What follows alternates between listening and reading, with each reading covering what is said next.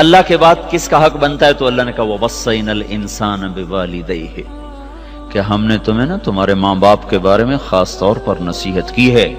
ذکر کیا ماں باپ کا اور آگے تفصیل میں گئے، ماں کو صرف ذکر کیا.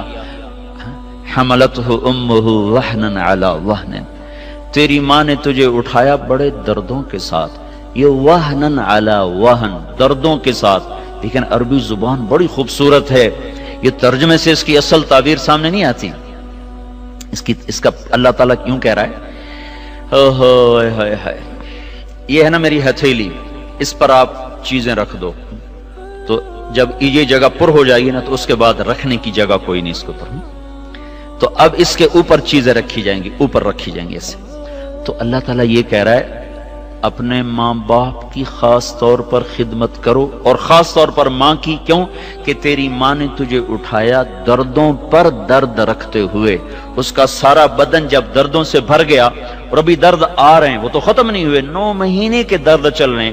تو جب اس کے بدن کا رواں رواں، رونگٹا رونگٹا، بال بال دردوں سے بھر گیا، تو پھر اوپر درد کی تہ لگتی گئی اور 2.5 سال تیرے دودھ چھڑانے تک اس نے یہ درد سہے. لہذا دیکھو خبردار اپنی ماں باپ کے آگے چوں بھی نہ کرنا.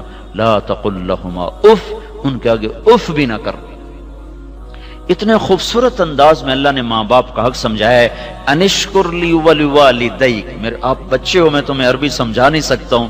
انشکر لی ولوالدیک، اللہ اس میں کتنی طاقت سے کہہ رہا ہے. ایک ہی بریکٹ میں اللہ اپنے آپ کو اور ماں باپ کو لا رہا ہے کہ میرا اور اپنے ماں باپ کا شکر گزار بن.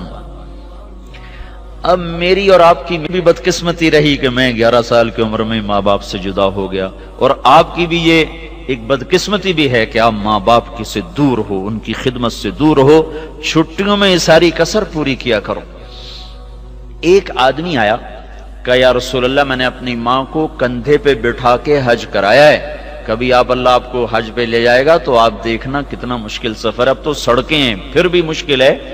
کوئی 16 میل بنتا ہے مکہ سے جو مینا کا وہ جو عرفات ہے، وہ قسطوں میں چونکے جاتے ہیں. 15-16 میل کا سفر ہے، اور وہ پہاڑ تھے. کہ میں نے اپنی ماں کو کندھے پہ اٹھایا، حج کرایا، طواف کرایا. اب میں نے اپنی ماں کا حق ادا کر دیا. تو ہمارے نبی نے فرمایا تو نے ابھی ماں کا جو دودھ پیا تھا نا 2 سال، اس میں سے ابھی 1 گھونٹ کا حق بھی ادا نہیں کیا. 1 گھونٹ. اور اس سے بھی بڑی بات بتاؤں، عبید اللہ بن عمیر کے پاس ایک شخص آیا، کہا جی میں نے اپنی ماں کو خراسان سے اٹھایا، خراسان ہی افغانستان میں، اور یہاں سے میں اس کو لے کے چلا ہوں، میں نے اس کو حج کروایا اور کندھے پہ ہی لے کے چلا ہوں سارے سفر میں. تو کیا اب میں نے اپنی ماں کا حق ادا کر دیا؟ تو انہوں نے ارشاد فرمایا ابھی 1 گھونٹ دودھ کا حق ادا نہیں ہوا. اور عبداللہ بن عمر طواف کر رہے تھے. ایک بدو طواف کر کے نا اپنی ماں کو کندھے پہ بٹھا کے طواف کر رہا تھا. تو جب طواف ختم ہونے لگا تو اس نے ماں کو ایسے کیا اماں تیرا حق ادا ہو گیا، تیرا حق ادا ہو گیا. تو عبداللہ بن عمر نے فرمایا تیری ماں نے تجھے تھک تھک کر جو ہزاروں نہیں کروڑوں لمبے لمبے سانس لیے تھے نا، ابھی اس میں سے 1 سانس کا بھی حق ادا نہیں ہوا. جو ماں باپ کا حق نہیں پہچانتا وہ کبھی دنیا میں کامیاب نہیں ہو سکتا. اور میرے بچوں، ماں باپ کے بعد دوسرا باپ استاد ہوتا ہے. باپ کے بعد دوسرا جو باپ ہے وہ استاد ہوتا ہے. جو استاد کے آگے سر جھکائے گا اللہ اس کو اس کی علم میں نفع عطا کرے.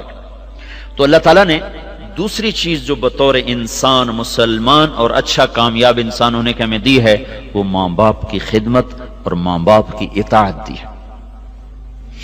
موسیٰ علیہ السلام نے ایک دفعہ اللہ تعالیٰ سے کہا یا اللہ میرا جنت کا ساتھی کون ہے؟ تو اللہ تعالیٰ نے کہا وہ فلانا قصائی نا گوشت بیچنے والا. تو موسیٰ علیہ السلام بڑے حیران ہوئے، قصائی میرا ساتھی کیسے بنا دیا؟